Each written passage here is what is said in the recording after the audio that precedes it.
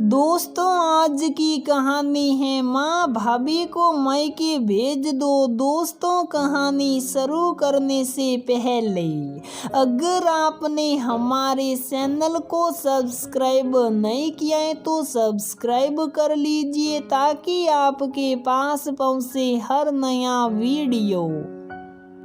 रश्मि जब से ससुराल आई उसने हर रिश्ते को खूबसूरती से निभाया। पति के साथ दूसरे शहर में रहने के बावजूद वो सबके जन्मदिन पर सबसे पहले फोन करती। चाहे किसी का जन्मदिन हो या कोई और फंक्शन, सबको सेलिब्रेट करने में हमेशा बड़ सड 10 काम करती। उसको सबके जन्मदिन से लेकर सालगिरह तक सब याद रहता और सबको सबसे पहले मुबारकबाद वही देती। लेकिन हमेशा उसका और उसके बच्चों का जन्मदिन और सालगिरह ससुराल के सभी सदस्य भूल जाते। उसने कभी इन बातों को उतना तवज्जो नहीं दिया ताकि परिवार में प्यार बना रहे, लेकिन उसको बुरा तब लगता था जब सब उसके दोनों बेटियों का जन्मदिन भी भूल जाते थे। रश्मि ही आगे से फोन करती कि चलो बच्चों बड़ों का आशीर्वाद ले लेते हैं। उसके पति को वैसे भी किसी का जन्मदिन याद नहीं रहता था, इसलिए रश्मि निकेत को भी जन्मदिन वाले दिन सबसे पहले याद दिला देती, फोन करके जन्मदिन की बधाई देने के लिए। इस बार रश्मि परिवार के साथ ननद निशा के यहाँ गृह प्रवेश की पूजा में आई थी। जो निशा ने अपने बेटे के जन्मदिन के दिन ही नए घर के गृह प्रवेश की पूजा भी रखी थी। उन्होंने सबको बुलाया था। पूरा प्रोग्राम अच्छे से हुआ, सब कुछ अच्छे से बीत गया। अगले दिन दोपहर के खाने के बाद रश्मि अपनी बेटी के लिए पानी लेने रसोई में गई तो उसने सास और ननद को बात करते सुना। माँ भाभी कब तक रुकने वाली हैं, क्योंकि कल तो उनका जन्मदिन भी है वरना मनाना पड़ेगा। ननद ने कहा नहीं, कल की फ्लाइट है और कौन सा जरूरी जन्मदिन। तू तो अपना दामाद जी का और मेरे नातियों का ध्यान दे बस। वैसे भी अभी इतना सब खर्च किया, फालतू के खर्चे की कोई जरूरत नहीं। रश्मि को अपने कानों पर भरोसा नहीं हो रहा था कि जिस परिवार के लिए वो इतना कुछ करती हैं वही परिवार उसके जन्मदिन को लेकर ऐसी सोच रखता है। उसने ये बात जब अपने अनिकेत से कही तो वो उस पर ही भड़क कर कहने लगे, अच्छा तो अब तुम बदला लेना चाहती हो, अब तुम एक जन्मदिन के लिए घर में झगड़े करोगी। नहीं याद रहा तो नहीं याद रहा, इसमें क्या इतना सोचना।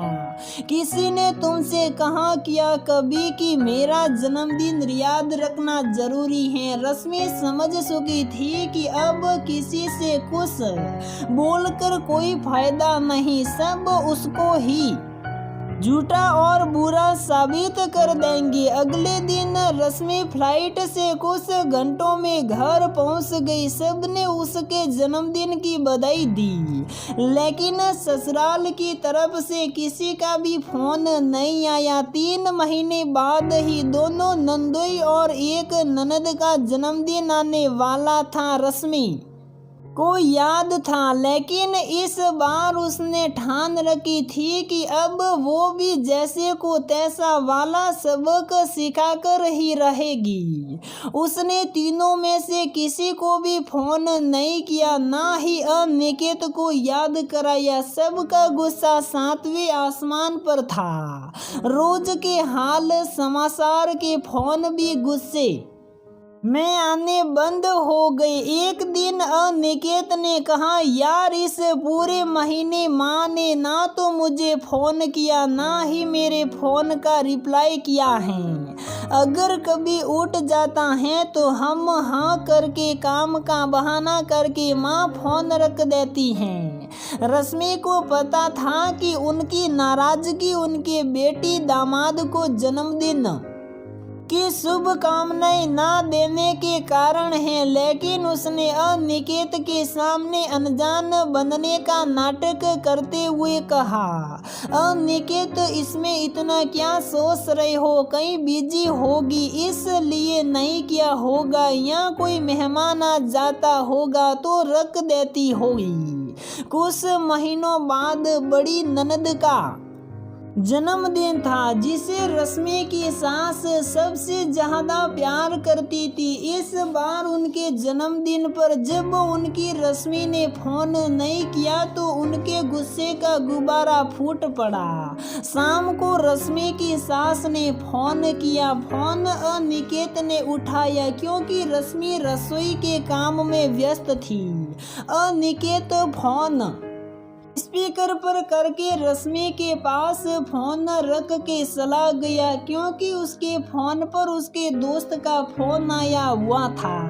रश्मि ने कहा, प्रणाम माँ जी। उधर से रश्मि की सास ने कहा, ये सब फॉर्मेलिटी छोड़ो, पहले ये बताओ कि तुमने अपने ननद नंदोई को जन्मदिन की बधाई क्यों नहीं दी। ये क्या तरीका होता है रिश्ते निभाने का। और अनिकेत ने भी फोन नहीं किया। ओफो माँ जी, मैं तो भूल ही गई थी, मुझे तो याद ही नहीं रहा कि जन्मदिन भी था। आप तो जानती हैं कि 2 बच्चों के साथ कितना काम बढ़ जाता है, उनके आगे कुछ याद ही नहीं रह पाता। अनिकेत को तो याद रखना चाहिए था, लेकिन वो कैसे भूल गए पता नहीं। आप तो कहती हैं कि अनिकेत को सब याद रहता है। बहू, क्या सच में तुम्हारी याददाश्त कमजोर हो गई है तो बादाम खाओ। ये सब बहानेबाजी बंद करो, समझी। 10 साल हो जाएंगे कल तुमको इस घर में आए और तुमको याद ही नहीं रहा। ससुराल के प्रति भी तुम्हारे कुछ फर्ज हैं, उन्हें भी याद रखा करो तो अच्छा होगा। अब चलो माफी मांगो, सब कॉन्फ्रेंस कॉल पर फोन पर ही है। माँ जी, मैं किसी से भी माफी नहीं मांगूंगी। मेरा जन्मदिन, यहाँ तक कि मेरी बेटियों का जन्मदिन तो हर साल ही सब भूल जाते हैं। तब तो मैं सबको माफी मांगने के लिए नहीं कहती। एक बार मैं भूल गई तो इतना शोर। अगर ससुराल वालों के प्रति बहू के कर्तव्य होते हैं तो क्या बहू के प्रति ससुराल वालों के कुछ भी कर्तव्य नहीं होते। आपने बिल्कुल सही कहा कि मुझे आए इस घर में 10 साल हो गए, लेकिन अफसोस आप सबको ये बात अब याद आई। आप सही कह रही हैं कि मुझे याद था, मैंने जानबूझकर नहीं किया, क्योंकि मैं भी आप सब की तरह खर्चे से अब बसना ही चाहूंगी। अब पहले जैसी गलती नहीं करूंगी। अब मैं सिर्फ उनके ही जन्मदिन याद रखूंगी जो मेरा और मेरे बच्चों का जन्मदिन याद रखेंगे। रखती हूँ। पीछे खड़े अनिकेत ने सारी बातें सुनी, लेकिन चुपचाप खड़ा रहा, क्योंकि आज उसको अपनी गलती का एहसास हो गया था। तो दोस्तों, हमारी ये कहानी यहीं पर समाप्त होती है। अगर आपको हमारी ये कहानी पसंद आती है तो प्लीज़ वीडियो को लाइक करें, शेयर करें और हमारे चैनल को सब्सक्राइब ज़रूर करें।